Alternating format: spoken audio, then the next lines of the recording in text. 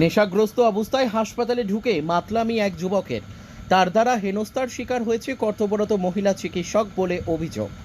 ওই ঘটনায় সোনামুড়া সামাজিক স্বাস্থ্য কেন্দ্রে উত্তেজনা ছড়িয়েছিল। ঘটনার বিবরণে জানা যায়, গতকাল মধ্যরাত থেকে হাসপাতালে আপৎকালীন বিভাগে রোগীদের সংখ্যাটা কিছু বেশি ছিল।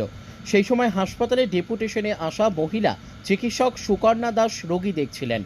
এমতো অবস্থায় হাসপাতালে নেশাগ্রস্ত হয়ে ঢুকে পড়ে হৃদয় মালাকার নামে যুবক। অভিযোগ, নেশাগ্রস্ত অবস্থায় সে কর্তব্যরত মহিলা চিকিৎসককে দুর্ব্যবহার শুরু করে এবং কর্তব্য পালনে বাধা দেয়। তখন হাসপাতাল কর্তৃপক্ষ সোনামুড়া থানায় খবর দিলে পুলিশ এসে তাকে আটক করে। ঘটনার বিবরণে আরও জানা গিয়েছে, তার কোনো আত্মীয় পরিজন বা সে নিজেও হাসপাতালে ভর্তি ছিল না। এমনিতেই হাসপাতালের পাশে বাড়ি হওয়ায় নেশাগ্রস্ত অবস্থায় হাসপাতালে ঢুকে পড়ে এবং একটা উশৃঙ্খল পরিস্থিতির সৃষ্টি করে। ঘটনার খবর পেয়ে হাসপাতালে তড়িঘড়ি ছুটে গিয়েছেন সামাজিক স্বাস্থ্য কেন্দ্রের ইনচার্জ পার্থপ্রতিম দাস। তখন একসাথে ৩-৪ জনের মতো সিরিয়াস পেশেন্ট ছিল, ঠিক আছে। তো সিরিয়াস পেশেন্ট দেখা হচ্ছিল, ওইটার মধ্যেই উনি এসে জিজ্ঞেস করছে যে আমার রুগী দেখেছেন কি না, কী করে আপনি রুগী দেখেছেন, কিভাবে রুগী দেখছেন নি ঠিক করে। ওর টোন এমন ছিল যেমন আমরা রুগী দেখিনি আর আমরা ট্রিটমেন্ট দিইনি, ওর টোন এমন ছিল।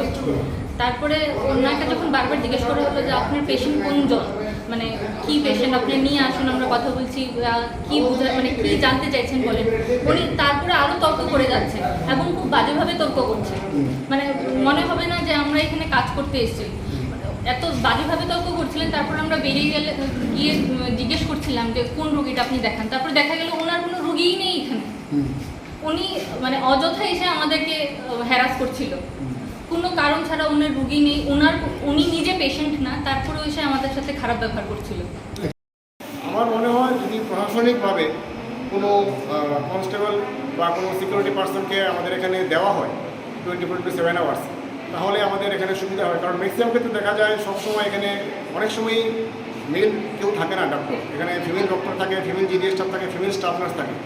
তো সেই ক্ষেত্রে যারা এই সমস্ত মানে বিভিন্নভাবে ড্রিঙ্কস করে আসে বা বিভিন্ন ধরনের অসামাজিক কাজ করার চেষ্টা করার জন্য আসে, সেক্ষেত্রে ওরা একটু প্রশ্রয় পেয়ে থাকে। কিন্তু যদি আমাদের একটু সিকিউরিটি গার্ড থাকে বা কোনো কনস্টেবল থাকে আমাদের, অ্যাটলিস্ট যদি নাইট ডিউটির জন্য থাকে তাহলে সেক্ষেত্রে আমাদের মনে হয় একটু আমরা সবাই সেফভাবে কাজ করতে পারবো, আমরা পরিষেবাটা আরও ভালোভাবে দিতে পারবো।